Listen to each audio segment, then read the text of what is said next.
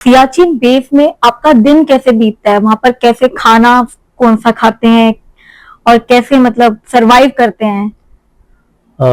Actually Siachen glacier एक बहुत ही अलग सी दुनिया है।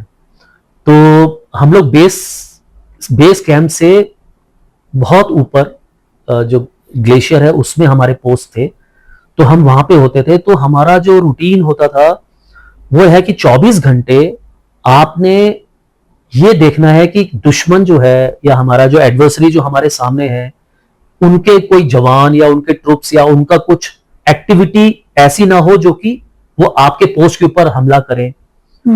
हम सिर्फ अपने पोस्ट को बचाने के लिए हम बीच बीच में फायरिंग करते थे, वो लोग भी फायरिंग करते थे। हमारे वहां पे इतनी स्नो गिरती है कि आपके जो फाइबर ग्लास हट्स होती थी या टेंट्स होते थे वो कई बार दब जाते थे बर्फ में।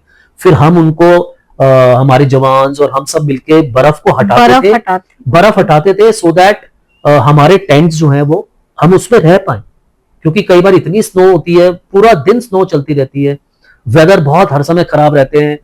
वहां पे राशन बहुत मुश्किल से पहुंचता है, हेलीकॉप्टर से पहुंचता था क्योंकि हेलीकॉप्टर मेंटेन पोस्ट थे वो लोग। तो वहां से एयर ड्रॉप्स होते थे मी-17 तो से। फूड रेडीमेड आता है या फिर वही बनाते हैं आप?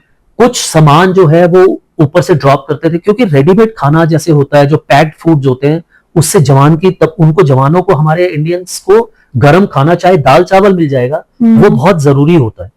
और हमारे को पैकेज फूड होते थे, टिन फूड होते थे, वो हमारे जवान बिल्कुल नहीं खा पाते थे, लेकिन वो इमरजेंसी के लिए हम लोग यूज करते थे। जैसे वेजिटेबल्स आ रही है तो हमारे वो ड्रॉप होती थी चंडीगढ़ से, फ्रेश वेजिटेबल्स ड्रॉप हो रही है। ओके। और हमारे चावल दाल बाकी सारा हमारा जो ग्रोसरी होता था वो ड्रॉप होता था। हमें टिन जैसे नॉन वेज होता है, मिल्क होता है तो मिल्क पाउडर मिलेगा, एग पाउडर मिलेगा, अंडे नहीं होंगे तो एग पाउडर होगा। और नॉन वेज के लिए हमको वो टिन मिलता था, हमको टिन फिश होती थी, टिन मटन।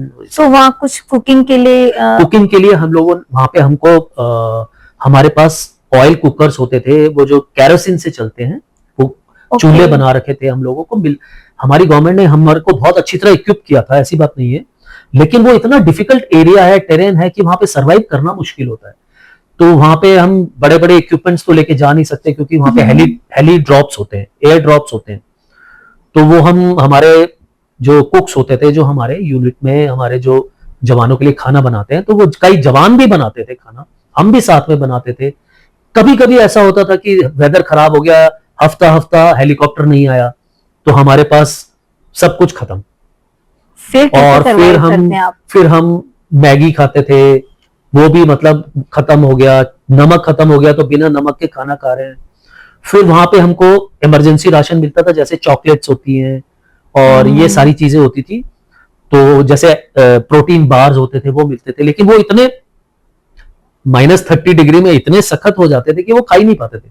हम उसको आग के ऊपर पहले ऐसे पकड़ के उसको पिघलाते थे और फिर वो कोशिश करते थे, लेकिन एक तो वहां पे मेटाबॉलिज्म जो बॉडी का जो डाइजेशन सिस्टम होता है वो भी खराब हो जाता है, क्योंकि आप वीक हो जाता है क्योंकि आपके पास ऑक्सीजन नहीं है। तो हमको भूख नहीं लगती थी, फिर हम लोग वेट लूज करते थे और बॉडी स्टेमिना भी डाउन जाता है, स्टेमिना भी बहुत डाउन जाता है। और सियाचिन ग्लेशियर का ये टेन्योर जो होता है वो एक यूनिट का 6 मंथ्स का टेन्योर होता है, क्योंकि वो इतना हार्ड होता है। 6 मंथ्स के बाद वो नीचे आ जाते हैं और दूसरी यूनिट ऊपर जाती है, या उनकी एक कंपनी ऊपर चली जाती है, दूसरे रोटेट होते हैं, क्योंकि 6 महीने ह्यूमन बॉडी जो है उससे ज्यादा एंड्योर करना मुश्किल होता है हमारे शरीर में, बिकॉज अंदर बहुत सारी प्रॉब्लम्स होती हैं, जो मेडिकल इश्यूज आ जाते हैं, किसी के पास हाई ब्लड प्रेशर हो जाता है और बहुत सारे allied oxygen, lack of oxygen से बहुत प्रॉब्लम्स होती है।